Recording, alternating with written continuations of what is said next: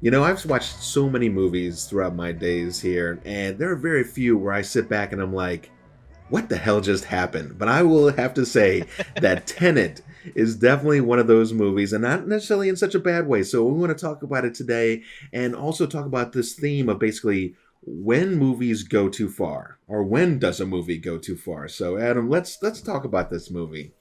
Yeah, no, that's an excellent point. Also, well timed. I believe Tenet is coming out streaming later this week. So, for those of you who are watching it, it may already be out by the time you see this. Um, So you saw it's it back in the summer. I literally watched it last night. And yeah, I just want to throw that out there so we understand little time frames or whatever. And just from my perspective, just real quick, and then I want to definitely hear Adam all because you had been telling me about this movie and about John David Washington and Robert Pattinson, how Pattinson knocked it out of the park, and this, anyways. But when I watched it, it's not that I wasn't enjoying what I was seeing. The problem was is I could never ever feel like I could catch up to the material. Not even just trying to understand what the end game is going to be or how's it, because I don't like to do that. I like to experience the movie for what it is and just kind of make my way through. But this movie, I literally at like 45 minutes through, which you should probably have a pretty good grounding what's happening, I just found myself just with so many questions just to try and figure out what's happening. I think at the end of the movie, I had about all the questions that I felt like I needed to have answered. There were some minutia that was not explained that wasn't particularly important to Right. me. But I think if you're coming into this movie expecting to know how everything happened, you're going to be very disappointed because there's a lot of details that don't get touched on as to how certain things come to Right. pass, and it's one big rabbit hole. The movie is one big rabbit hole. So the question, did it go too far? What do you think it did or didn't? I think the conversation is worth having. Yeah, it is. And whenever you get into movies with this time travel stuff, I mean, and it's cool because since time travel doesn't truly exist, but we have all these theories about how it does work. I mean, are you the Back to the Future time travel guy where I'm going back 30 years to try and change an event and then take my ass back to the future, and hopefully it all worked out.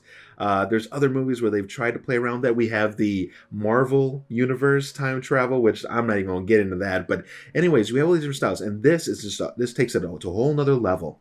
And for those who haven't, or maybe haven't seen it, and this isn't really spoiling a whole lot, but basically, the way they time travel is if they want to go back, they use this. I think what they call it, a turnstile or something like that. Adam, they basically kind of Sounds go right. through this like almost little tunnel thing that kind of switches, and these were built in the future apparently. And anyways, they have to literally go in reverse. So it's not like they can just jump to a certain time point.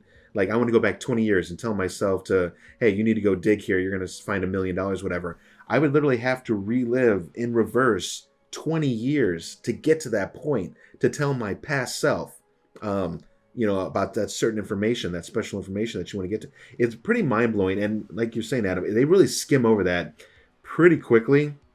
And I think when they're talking about inversion and the bullets and going backwards and stuff, such a cool concept and very neat to see on screen. But when you finally try to sit there and try to fully fathom it in your brain, while mind you you're watching this movie, not even a 2 hour film, or give or take, I think it's about 2 hours, and it's just happening so fast in front of you, you feel like you're trying to play catch up the entire time.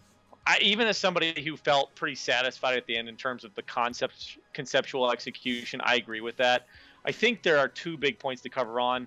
Well, more specifically, there are two major inventions: the turnstiles, like you're mentioning, but also the material that can be used to manufacture things that act backwards in time. Like the I think it's like a plutonium isotope of some sort, Right. but like that's how they can catch the bullets, is the bullets are made of a material that allows them to travel backwards. And the interestingly enough, I think part of the reason it's confusing is the core concept isn't necessarily time travel per se, but That's I true. believe it's called inverse entropy. Hmm. And and and it's the concept of inverse entropy that allows them to go back in time. But Right. time travel is not actually the central concept. It's actually a secondary concept that's allowed through exploring this inverted entropy concept. Right. So yeah, part of the reason you can't go back 20 years and just act from that point is because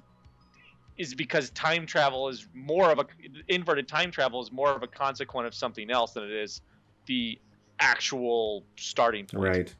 And and based around this, the antagonist character, which is and Andre Sator is his character's name, and we don't find out a lot about him. And mind you, we're hitting spoilers in this, so watch out if you don't want to know everything that's going on about this movie. But we end up finding that he's sick, he's dying, and we start learning more and more about his character as we go throughout the movie and understanding his motives. Why he has so much angst and dissatisfaction with his wife, and again we find out that he's actually sick, and he makes a comment at some point about how if he can't have his wife, then nobody will. He won't let her go, and it kind of that same concept plays in with life in general. Basically, if I can't live, then nobody will. And I think he gets approached by people somehow in the future that are trying to get him to basically cause this entropy, as you call it, to basically wipe the future, more or less. And again, that's a pretty high level hit at it, Adam. I don't know if you want to touch on that any with the basically the main concept that's going on in the background. My understanding that he is actually the mastermind behind it, and part of the reason he's traveling back and forth, he's going forward in the future, going backwards into the past, present, wherever you are in the timeline, is because he's attempting to execute a plan so that whenever he dies, an algorithm activates that destroys all the entropy in the future, and thus basically removes the universe with it, more or less. So he's basically a megalomaniac that doesn't see the need for anyone to live after he dies, is effectively what it comes down to. So does that mean it destroys the entire world then? I mean, is that what happens? As far as it's kind of implied, but yeah, I think that's the main point, is that it's going to basically take once he dies, everything gets taken out, and and that ends up being basically the big evil plot that needs to be solved, as it were. Sure. And again, from the beginning of the movie, which starts off with action, they waste no time getting straight into it. But it's the speed and pace of it all that kind of just gets you wrapped up in crazy. But that aside, and people can say what they will, the movie was executed near flawlessly. I mean, when you finally get to see it by the end, and again, like you said, Adam, it ties up a lot of those questions and things that you've been trying to figure out throughout the entire movie. It does, I think, overall, one way or another, get you to a fairly happy medium place. True, you may not know every in and out about how the entropy works and the inversion, this and that, but you kind of see how the characters, how they've interacted, those relationships, and you get a couple little twists there towards the end too. Even kind of little sad twists at the same time, which I thought that was pretty neat how Nolan was doing that by showing certain clothing articles, I guess, like on the backpacks or whatever. And when I went back to rewatch the last, 15, 20 minute segment, because, again, spoiler, I guess Robert Pattinson, Neil's character, at some point he has to basically kind of re-invert. He has to kind of go back to join the protagonist, which is John David Washington, and the other guys, the red team, if I'm not mistaken. He has to join them to kind of help them succeed their part of the mission at the very end. And he has this little orange backpack string on his thing. And if you look real closely, because I was like, how closely was Nolan trying to keep those shots from letting you see that thing on his backpack? And I watched as he was turning a couple times, and it was there. But man, you'd have to have such a keen eye to catch that prior to when it was actually important to the film, because we finally get to see it at the end, right? When we see that guy on the other, and I remember when they got down to that iron fence, right? And we have the evil Sador henchman guy on the other side trying to dump the nuke down into that chasm or whatever, or that hole or whatever in the ground. And we see that blue team member dead on the ground, and I was just like, man, who the hell is that guy, and how did he get over there? So it was very satisfying when those moments, and you got to find out who that person was. It was a really cool, good feeling moment. That's just all I can say about it. It was neat. It was really neat. Yeah, and interestingly enough, as sad as it is, it actually I think gives Neil a little bit of closure. Yeah. Interesting because you see him at the end. He talks about it, he knows what he's going into, and he still has a smile on his face. So even if you don't like the fact that it happens to him, you can take a step back and say, well, he's come to terms with it. He's okay with it. He's going to do it anyway, and he can still put a smile on his face. If that's not closure, I don't know what it is. Yeah, I mean when they showed that orange string on his backpack, and we finally figured out it was him that jumped in there, and I basically took the bullet, if I'm not mistaken, right? He took the bullet for John David Yeah, Washington. It just confused me in that scene a little bit too, because at one point I guess he takes the bullet, and then he ends up like, I guess he's still going inverted or whatever, and he's running out of the cave.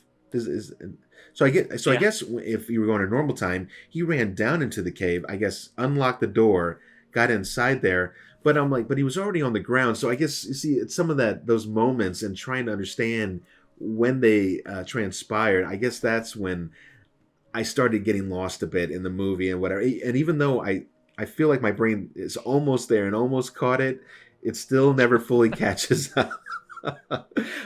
there's a lot to There track. is, and I feel like the actors in this movie had to really study this material, and they're actors, and maybe they're into it. I bet. But don't you I bet. think? I mean, I don't think they just sat down and been like, "Yep, I'll just knock these lines out. No big deal." I mean, let's face it, because I would be embarrassed as an actor if I started in a movie like this, and we get ready to screen the movie or we get ready to release it, and then they have all these questions. I don't want to sit there like a dum dum and be like, yeah, I said some lines and I jumped around a lot. And it was fun. I mean, Yeah. Well, and interestingly enough, depending on the order that they filmed the sequences in, yeah, Neil's character had pretty good knowledge of what was going on throughout the entirety of the movie, whereas the protagonist, John David Washington's character, um, was really kind of learning as he went up until the very end. yes, So one thing I would say that depending if you filmed it in sequence, you actually don't necessarily have to tell John David Washington anything until it happens. that's But true. Robert Pattinson would pretty much have to know the whole time what's going Yeah, on because his character is aware, or at least have some idea, or if he doesn't know, still portray a certain amount of confidence in what's happening because he would already know, basically. and I loved how that his character, there was still a bit of mystery around him, even by the middle of the movie. When I mean, of course, it took a while to get to know him, anyways. But like, I still had this weird feeling like, is this guy really good?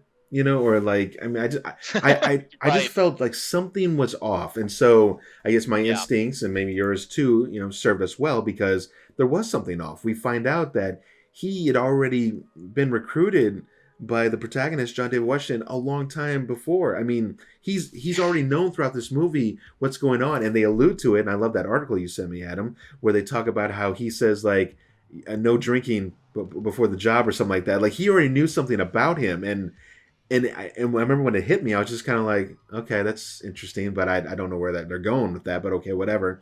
Well, it was an exact nod to that he already understood and knew his character for years, in fact. Yeah. And when it finally Right. revealed that, and I found out that he was basically a true hero. I mean, if he Yeah. wouldn't have done the move that he did there towards the end and basically sacrificed himself for John's character, I mean, the whole mission would have went to shit, and everybody would be gone. Sador would have won. Yeah.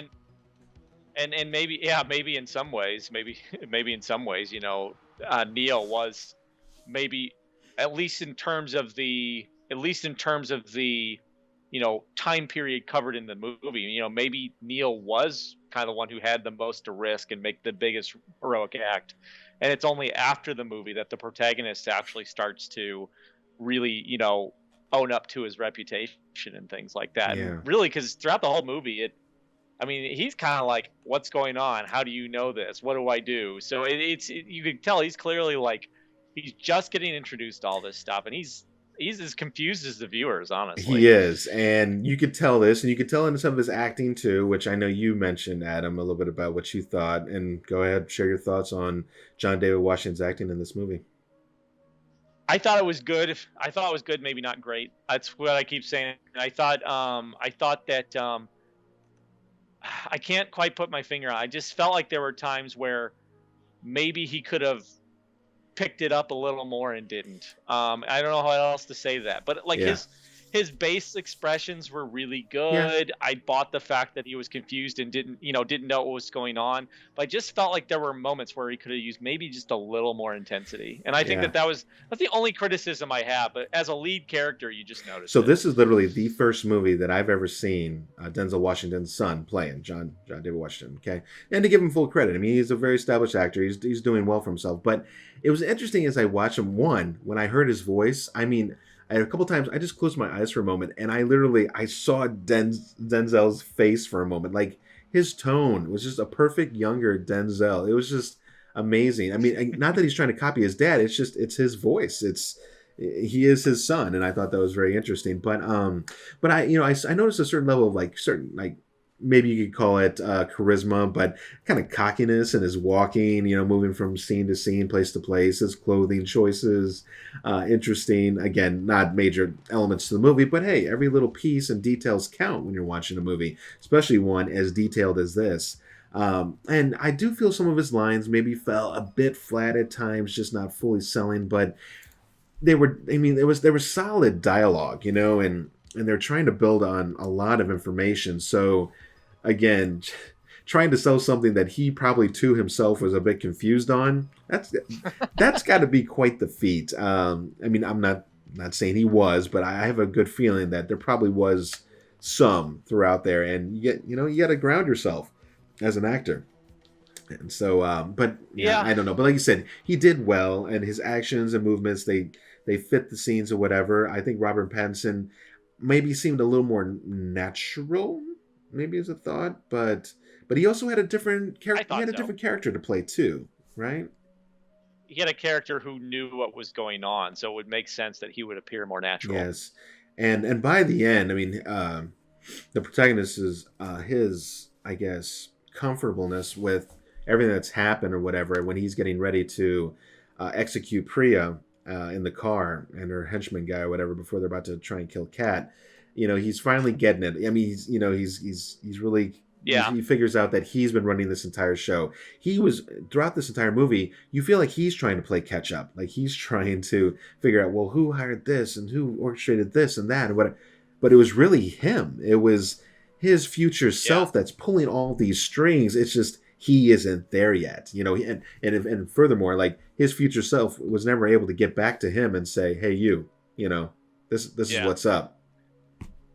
Yeah, and it's kind of one of the things I wonder. It'd probably be good for me to watch it again, kind of with that knowledge that he's, and see if taking that perspective makes it makes it more enjoyable to watch. Because, like I said, I don't think he was bad. I thought apparently he did most, if not all, of his own stunts, and knowing that, in that particular area, he did excellent. I mean, his stunt work was Those phenomenal. action So I will definitely give scenes him were that. just insane. I mean, forget even just the highway scene. I mean, it's almost like you had all this building and building, and it finally when they finally truly showed this inversion and everything was going on, it finally felt kind of very rewarding. Instead of like showing us so much in the beginning. I mean, they gave us a little bit of doses, but the car chase scene on the highway, the action scene at the very end was very intense. My pet peeve on it though is I saw those teams shooting at a lot of things.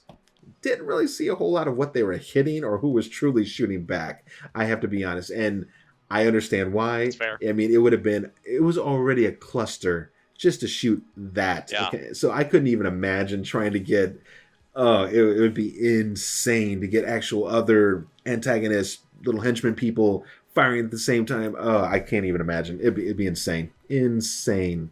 Yeah.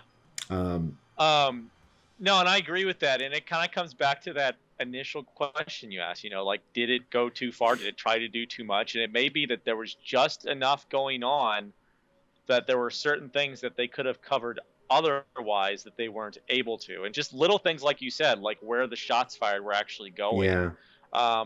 didn't make it to the screen because there were dozens of other things. I don't know if it's a loss necessarily, but I certainly wouldn't call it a win either. You know what I It mean? was just a bit distracting for me because Yeah. I I'll I blame could you. just totally tell. You know what I mean? I was just like I'm like, Yeah, I'm like, I that's was just fair. like, what are you shooting at? You know, I mean, I see it, and actually, and most of the time, like you said, there's just so much else to hit. Everything from when they first land at the very end, and the red and blue teams, and they're doing their deal. I guess blue team's already there technically, I think. But, anyways, and that vehicle starts kind of going backwards, and you're like, oh shit, where's this thing coming from? You know, and when they finally put it all together, and you find out, well, that was Robert Pattinson, that was Neil, and he was driving, to try and get to the other guys. Again, all makes sense in the end, but it's just like other little details. So again, it's a small hit for such something orchestrated so well. But Yeah. if I had to nitpick about a couple things, I thought that was it. And as for going too far, I feel like I said, by the end of the movie, I felt more comfortable than I did at Midway, which makes sense. I mean, for a movie, especially a style with Nolan's, I mean, even if you look back at movies like even Inception and Dunkirk, I Yeah. don't know if you ever saw, but even Dunkirk, which is a World War II, I want yeah, to. check it out. It's great, but he shoots it non-linear. It's all out of Yeah. order, and so Yeah, he always does that. Yeah. and I don't mind that because I actually do some of that too myself. I don't near the scale he does. He does it flawlessly, Sure. but I like that style because I don't feel like you have to tell it. Uh-oh, he disappeared.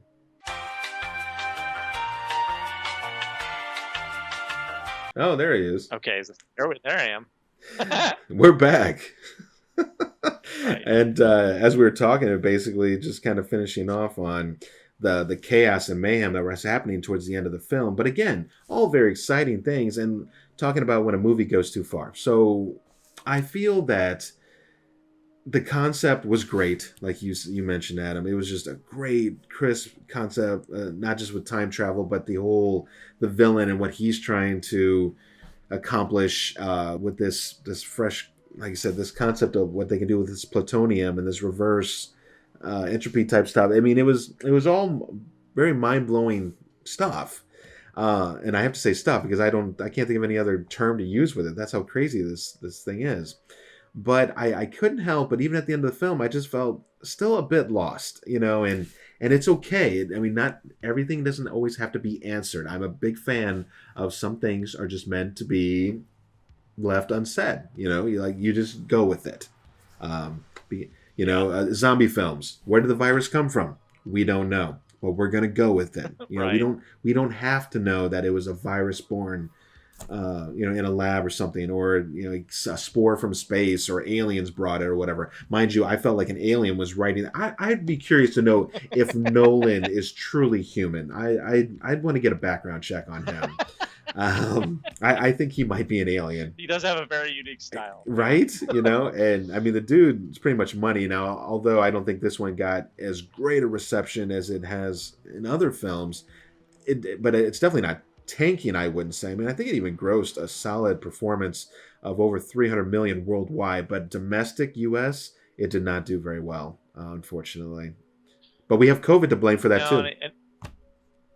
And I think the pandemic has done a lot of negative things for cinema, right? Yep. I mean, rightfully so, and we shouldn't all be rushing out and risking our lives to watch movies. Yeah. But it did not help this movie. No. But one of the things I kind of want to touch on, you mentioned the digging too deep thing. I think I'll mention like maybe 2 or 3 things about the movie that left me wanting more. Like I thought that Sator was really well acted out.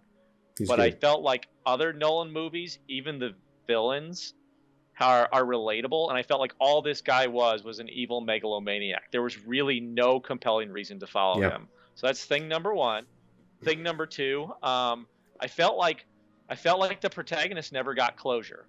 I feel like in almost all of Nolan's movies, if you go back and watch them, something happens to the lead character that allows them to either move on or gives them some sense of gratification. And I feel like all that really happened to the protagonist in this movie is he got trapped in a web and was spending the rest of his life choosing between traveling forward and backward in time. And that was his entire life. And it didn't feel very gratifying to me. And I think I'll just lock on to those 2 things as the things I could have done better. All of your comments about, the number of things going on were valid, but I think that those parts of those 2 characters, I thought it was a fantastic movie, but I felt like it was one of Christopher Nolan's worst movies, which a bad Christopher Nolan movie is still a damn good movie. And that's true. And I think, again, going too deep. That you went with the concept. I think that honestly was just too deep for the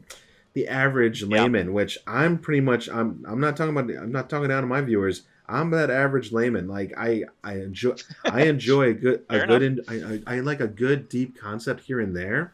Inception. I guess I was talking to you about that, Adam. Like I felt like the concept was deep enough to where at first I was like, man, what the hell is happening here? Right. But throughout the film, I felt like my feet kept getting deeper and deeper into the water. I felt like I could ground myself, and I finally was like, okay, I see what's going on. And by the very very end, it was completely gratifying because Leo's coming home and Yeah. he sees the kid Yeah. image that we've seen several times throughout the movie, and he yells to them and they turn around and he spins the little top or whatever. And at that very end, and not to mention that score was just amazing in that movie. Love Yeah. that score. And as the music's just kind of going and this is starting to topple, black. I'm like, yo, sons, you know. But I Right. loved it, and it was great. I didn't need anything more. It was thought provoking enough to be like, did it fall? Did it fall? And that's up to the viewer. You make up your decision. But at the very, Right. like you said, at the end of this with John David Washington, I was just kind of like, well, like you said, he's making the choice to continue to follow this crazy time loop backwards and forwards just to make sure that hopefully everything plays out right and that the world doesn't end, which again, a noble enough cause, and he's devoting himself to that cause. um and also by not pursuing Kat again by the end either. I mean, he could have been selfish. He could have just said, no, I want to be with this woman, because clearly he had feelings for her, otherwise he wouldn't have went through what he did. Yeah. Right. um, it was interesting how that relationship kind of built real quickly. I mean, I just don't know if they showed enough of his character to say that why he would have automatically just jumped straight in for her. I mean, we didn't see any other earlier empathy that would have made us truly think that, oh yes, this is absolutely something his character would do. But I digress. I mean, he did it, Yeah. and that's Sure. fine. Again, these are very small things. I don't want to nitpick a good movie, but yeah, for those who want to go in, you better prepare yourself for this movie. Do not go in tired. You better have an open mind, and Yes. if you don't do time travel, and I mean like any time travel, avoid this movie. Avoid it. Yeah. You are going to be so lost. You are not going to know what's up or down. I swear to you. I Yeah. swear to you. But yeah. And I'll be a little bit harsher. I'm not going to take away from. I still think it's a good movie, but to me, it felt like a poor man's Inception. I felt like Inception was a similar style of movie and just executed a little Yeah. better. I'd say watch this movie once or twice to get it down because it is in fact a good movie. But then after that, if you're picking between this or Inception, just watch Inception because I would. this is good. Inception is better. Inception is just great, and it had an all-star cast. Leo can't never miss him. Interesting enough, Michael Caine was in both movies. Right. uh, He's a Nolan staple. He's in a lot he of them. is, but yeah, it was interesting movie to watch here in 2020, where all kinds of crazy things are going on, and this movie just gets to add to that. Although cinema is not the highlight these days, but yeah, I guess, man, if I had to rate this movie, oh boy, I guess I would give it a solid maybe like 7.5, just like, again, because of execution, directorial style. A lot of the acting was solid, visuals were solid, a lot of great things. But I guess I would really seriously deduct points for just going too deep. Going too deep. That's That's fair. I think I'd go ahead and round it up to an 8 Hmm. personally. But I don't knock your 7.75. I totally get it. So Yeah.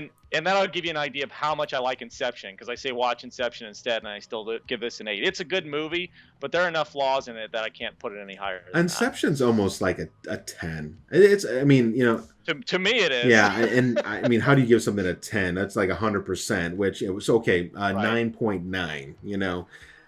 It was just a perfect storm of elements between story, concept, and acting, all just done perfectly. And that's hard to do in films. And so, yeah, we look forward to more Nolan films, of course, in the future. If you haven't seen Dunkirk, go ahead and check that out if you like World War II. It's about the evacuation I of will. the English troops, when basically they were cornered. They had the ocean to their backs, and I guess the Germans on the other side, and all was standing between them was this some small blockades in this town, and basically they had to call for every vessel to come across from England, and it didn't matter if there was a commercial vessel, little small boats or whatever, just owned by the people, or big old rigs. They had to get them over there to get all these men, almost 300,000 men. It was amazing, and in fact, it was true. So that just changes things dramatically right there too. So yeah, definitely check out that one, Inception, and Adam, have you ever seen Memento? I have. It's very interesting, very dark. One of his darker Yeah. movies, which is saying something, but it's got staying power. It's And very I never good. saw that one for years, and finally I came across it, and I need to rewatch it sometime because it's been years since I've seen it the first time. But I remember watching this, I was like, my mind was just blown, but it was blown in a great way because I was literally, Yeah, although I didn't know what was going on, I felt like I was right along with that ride with oh God, yeah. what's his name? The main protagonist guy in that. Oh my God, I'm forgetting his name. I know he's played by Guy Guy Pearce. I Pierce. don't Thank remember you. his No, name though. that's the actor, Guy Pierce. And I just felt like I was along the ride with him the entire journey, just figuring it out. And Nice. by the end, I was just like, man, you crazy people. Yeah. Yep. Well, we hope you enjoyed this talk on Tenet. Again, and the name even Tenet, Adam, we found out a little information on that if you want to throw that out there real quick of the movie. Yeah, that same article I referred to you called out that the reason it's called Tenet is it's a representation of how the story of the movie really its resolution is the two 10-minute operations, the temporal pincing act at the end, the red team, the blue Yeah. team, and Tenet is just 10 forward and backward. Yeah.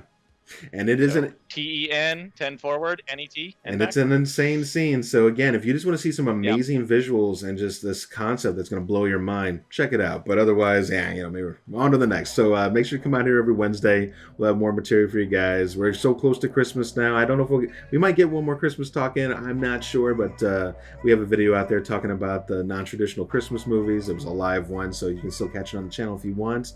And other than that, I guess we're going to catch you guys at the next review. See you next time.